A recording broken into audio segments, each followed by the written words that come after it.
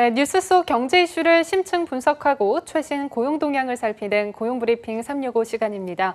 오늘도 강은나래 기자 함께합니다. 안녕하세요. 안녕하세요. 네, 최근 수소 저장 탱크가 폭발하는 사고가 발생했죠. 이 때문에 정부가 추진 중인 수소 로드맵에도 제동이 걸린 모습인데요. 수소 산업의 명과 암, 오늘의 뉴스픽에서 살펴봅니다.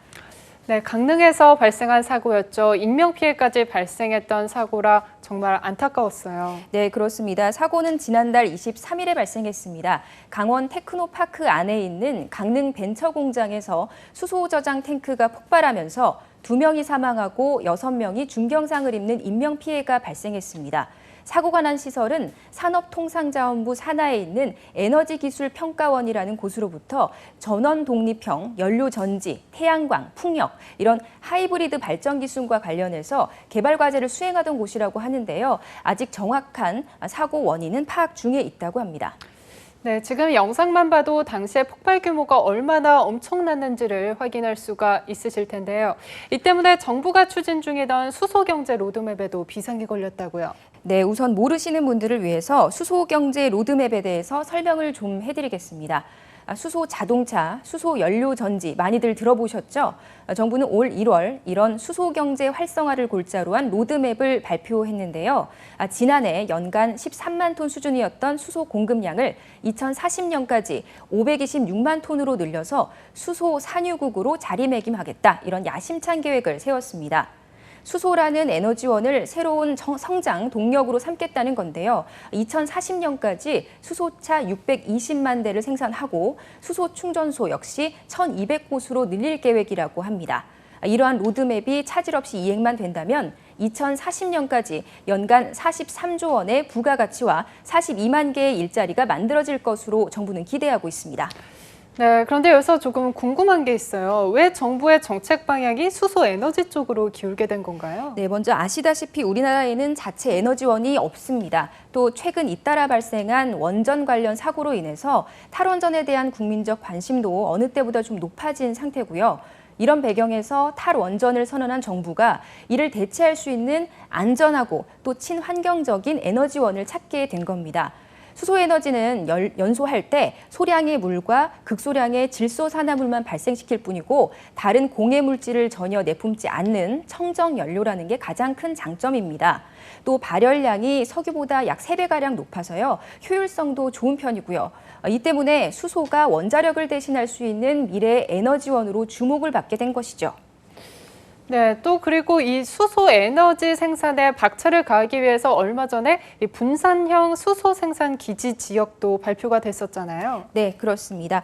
서울의 강서 지역과 강원 삼척, 경남 창원 이렇게 3곳에 분산형 수소 생산 기지가 들어서는 것으로 발표가 났는데요. 수소 수요가 상대적으로 많은 도심지 근처에서 수소를 생산한다는 취지에서 이런 기지를 고안하게 된 겁니다. 기존의 수소 생산기지와 거리가 멀 경우에 효율성을 높이기 위해서 소형 수소 수출기를 설치함으로써 거기서 수소를 생산하고 운송비를 또 절감하고요. 수소 생산 가격을 낮추는 겁니다. 이렇게 만든 수소는 우선적으로 수소 버스 충전소 쪽으로 공급을 하고 에너지가 남으면 인근 수소 충전소로 보냅니다. 정부는 이러한 분산형 생산기지를 2022년까지 총 18곳 구축할 계획이라고 합니다. 네, 이렇게 수소 에너지 사업에 박차를 가하고 있는데 얼마 전에 이 강릉의 폭발 사고로 국민들의 불안이 좀 가중이 된 거군요. 네, 그렇습니다. 사실 전문가들 이야기를 좀 들어보면요. 이론적으로 따져볼 때 수소가 아주 완벽히 안전한 물질은 아니라고 합니다. 수소는 상온의 공기나 염소와 일정 비율로 혼합된 상태에서 불꽃이나 열을 만나면 폭발을 하게 되는데요. 햇빛도 마찬가지입니다. 다른 연료들에 비해서 쉽게 불이 붙고요. 또 불이 붙으면 LNG의 10배 정도의 대규모 폭발로 반응을 하는데요. 또 무색무취하다 보니까 폭발 전까지 위험 징후를 쉽게 알 수도 없습니다. 이 같은 위험 요인 때문에 분산형 수소 생산기지로 지정된 지역들에서는 반발도 상당히 심한 게 사실입니다. 일단 정부는 최대한 설득에 나섰는데요. 수소경제 로드맵을 발표한 정승일 산업부 차관은 수소는 가장 안전한 연료로 평가받는다면서 실제로 종합 위험도 분석을 해보면 가솔린이나 프로판, 메탄보다 더 안전하다 이렇게 말했습니다. 특히 정부에서는 수소 생산 기지에서 사용하는 추출법이 이미 50년 전부터 써왔던 기술이기 때문에 안전 기준을 잘 따르면 문제가 없다 이렇게 설명을 하고 있습니다. 하지만 그럼에도 주민들은 여전히 우려 섞인 반응을 보이고 있습니다. 네, 말씀하신 것처럼 정부에서 안전하다 이렇게 말을 했지만 이번 사고로 인해서 불안은 쉽게 사라지지 않을 것으로 보이는데요.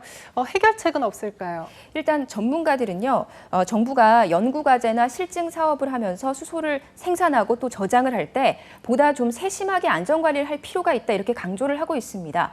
이번 사고 역시 실증 사업 도중에 발생했기 때문입니다.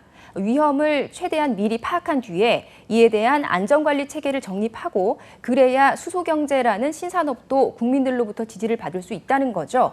하지만 사실 이 같은 노력이 뒷받침된다고 하더라도 사실상 새롭게 대두된 사업의 특성상 당분간 국민들의 우려는 계속될 것으로 보이기도 합니다. 수소 산업과 관련해서는 제가 설명드릴 게 참 많은데요. 수소 경제의 또 다른 주역인 수소 자동차 산업에 대해서는 내일 좀 더 살펴보겠습니다. 네, 빠른 해법이 나오기를 바라보겠습니다. 다음은 유용한 경제 용어만을 쏙쏙 골라 소개하는 뉴워드 시간이죠. 네, 수소에너지와 함께 자주 거론되는 용어가 바로 ESS입니다. 오늘 뉴워드에서는 ESS에 대해서 살펴보고자 하는데요. ESS란 에너지 스토리지 시스템의 약자입니다. 우리말로 번역을 하면 에너지 저장 장치를 이야기하는데요. 일반적으로 전기 같은 에너지는요, 발전과 동시에 소모를 하게 됩니다. 이를 보완해서 에너지를 모아둘 수 있도록 한 장치가 바로 ESS입니다. 리튬 이온 전지와 같은 2차 전지, 그러니까 충전식 전지를 대형화하거나 그 외 다양한 방식으로 전력을 대규모로 저장할 수 있는 기술을 말합니다. 이렇게 되면 과잉 생산된 잉여 전력을 그냥 버리는 게 아니라 모아뒀다가 전력이 부족할 때 활용할 수 있다는 장점이 있습니다. 네, 그렇군요. 이 무더운 여름이 되면 정전 사태가 자주 발생을 하는데 이러한 ESS가 큰 도움이 되겠어요. 그렇다면 이 ESS가 해외에서도 많이 상용화 되고 있나요? 네, 그렇습니다. 전 세계적으로 ESS 시장은 매년 커지고 있습니다. 한 전기차 배터리 시장 조사 기관에 따르면요, 올해 글로벌 ESS용 리튬이온 전지 시장은 16기가와트-아워 규모로 지난해 대비 38% 증가할 것으로 전망됩니다. 미국은 이미 대규모 전력용뿐만 아니라 주거용 ESS 사업까지 실시하면서 보급화를 꾀하고 있는데요. 일본 역시 비상정전에 대비하기 위해서 각종 보조금까지 지원해가면서 가정용 ESS 보급에 힘쓰고 있을 정도입니다. 우리나라도 이미 8년 전에 2020년까지 바로 내년이죠. 세계 ESS 시장 점유율 30%를 확보하겠다 이런 목표를 세웠는데요. 연구개발에 힘쓰고는 있지만 아직 다른 나라와 비교하면 좀 부족한 수준입니다. 네, 그렇군요. 지금 전 세계적으로 에너지 전쟁에 돌입했다라고 이야기할 정도로 에너지 정책 사업이 굉장히 활발하게 벌어지고 있는데요. 우리나라에서는 ESS 신규 발주가 지금 전면 중단된 상태라고요. 네, 그렇습니다. 우선 ESS 관련한 사고가 좀 있었습니다. 2017년부터 지난달까지 태양광 발전시설과 풍력 발전시설 등 무려 22곳에서 연쇄 화재가 발생한 건데요. 정부는 배터리 자체의 문제부터 관리 시스템 등 다양한 복합적인 요인으로 사고가 났다 이렇게 잠정 결론을 내리고 일단 신규 설치를 중단시켰습니다. 이 때문에 다른 나라들이 ESS 기술을 발전시키는 사이에 우리나라만 제자리 걸음을 하고 있는 게 아니냐 이런 지적이 나오고 있습니다. 네, 안타까운 일이지만 일단 안전이 담보돼야 기술도 발전을 할 텐데요. 2년 사이에 무려 20건이 넘는 사고가 발생을 했다면 아무리 미래지향적인 에너지라도 조금 무용한 것이 아닌가 싶은데요. 네, 그렇습니다. 사실 우리나라의 경우에는 ESS 시스템에 대한 국가기술 표준도 마련돼 있지 않은 상황입니다. 그렇다는 건 안정성을 각 업체 자율에 맡긴다는 건데요. 정부가 서둘러서 ESS 안정화 관련한 국내 표준을 만들겠다라고 했지만 발표가 계속 연기되고 있는 상황입니다. 네, 신산업, 친환경 에너지, 대체 에너지 참 중요한 사안들입니다. 하지만 발전에 앞서 안전이 보장되지 않는다면 과연 그 에너지는 새롭고 친환경적이고 유용한 에너지라고 할 수 있을까요? 안전 강화를 위한 대책이 시급한 시점입니다. 강은나래 기자와 함께 오늘도 유익한 소식 감사합니다. 네, 지금까지 고용브리핑 365였습니다.